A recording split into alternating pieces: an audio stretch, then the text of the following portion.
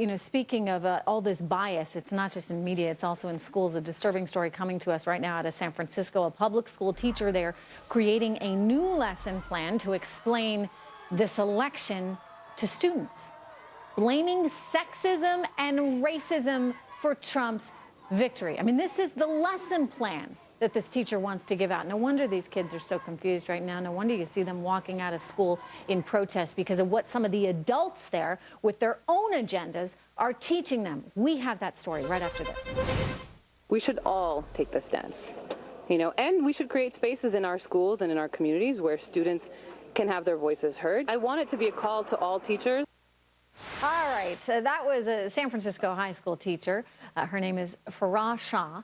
And she was defending the classroom lesson plan that she created in response to the recent election, in which she accuses President-elect Donald Trump and his supporters of racism and sexism. In it, she writes, I will share, let us please not sidestep the fact that a racist and sexist man has become the president of our country by pandering to a huge racist and sexist base. She goes on to say, do not tell the students that we have lost and that we have to accept this. Her lesson plan was quickly circulated by her teachers union. Todd Starnes of Fox News Radio joins me right now. Well, I guess everybody loves to be a victim. That's certainly what it sounds like, because if you look at the data, people said over and over again in this election, Todd, the economy was the #1 issue. And while things may be great in San Francisco, where she's from, they're not so great in Ohio. They're not so great in Michigan, Pennsylvania, Wisconsin, where all of these people are saying, look, here is a candidate in Donald Trump that represents us and our economic interests for a change. You know, early on in the campaign, I was pointing out in my radio commentaries on my column that Donald Trump was doing something no one else was doing, including in the Republican primary. He was personalizing this issue of job loss, and he was calling out companies that were actually sending those jobs across the border to Mexico, the Carrier air conditioning plant in Indiana, for example. So you talk about victims here. The true victim in San Francisco is the truth, because it really doesn't matter anymore. And what's happening? But she's saying it's racism. That's right. It's sexism. She's saying that's right. You just didn't want to vote for a woman. If you don't agree with someone, and this is the left's game plan, if you don't agree with their position, you call them Islamophobic, you call them homophobic, you call them sexist, you call them racist. You just go right down the line. Hillary Clinton did that with her basket of deplorables. Sure. And again, it's this idea of painting your opponent as some sort of an extremist.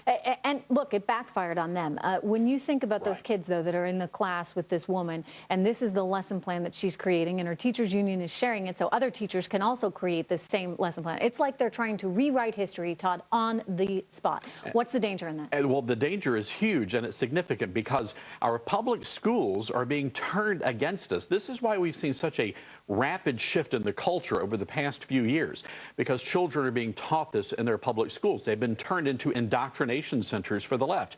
Look, a few years ago, there was a lot of controversy in Texas over a Common Core lesson, a supplemental lesson, just like in San Francisco, that portrayed our founding fathers as terrorists. So again, I believe the danger here is that we are rewriting our history. We're making us out to be the bad guys. We can see these kids walking out of class. They can't even vote, a lot of these kids. I don't know how politically active they are. A lot of them are 15, 16 years old, but they have been encouraged by the adults that are teaching these lesson plans that are obviously completely invested in their own personal bias. Well, you're absolutely right. And we hear the president out there encouraging this kind of behavior. Where is he encouraging these kids not to cause violence? A 15-year-old boy was attacked in Maryland. But look, when I was growing up, Trish, we had a principal who patrolled our hallways of our school with a big old fiberglass paddle. Holes drilled in it, so it's aerodynamic. And it put the fear of the Lord in every single child in that school. So that's the problem here. We don't have any discipline in our schools, so the kids can do whatever they want to do. I don't want to get sidetracked, but what did you have? We have a principal. He was walking the hallways with a paddle. Oh, goodness, Todd. I don't want to go back to that. Corporal punishment in our public schools. All right. Well, we'll save that for another day. Not that we're going there, but I hear you on the law and order stuff. Yeah.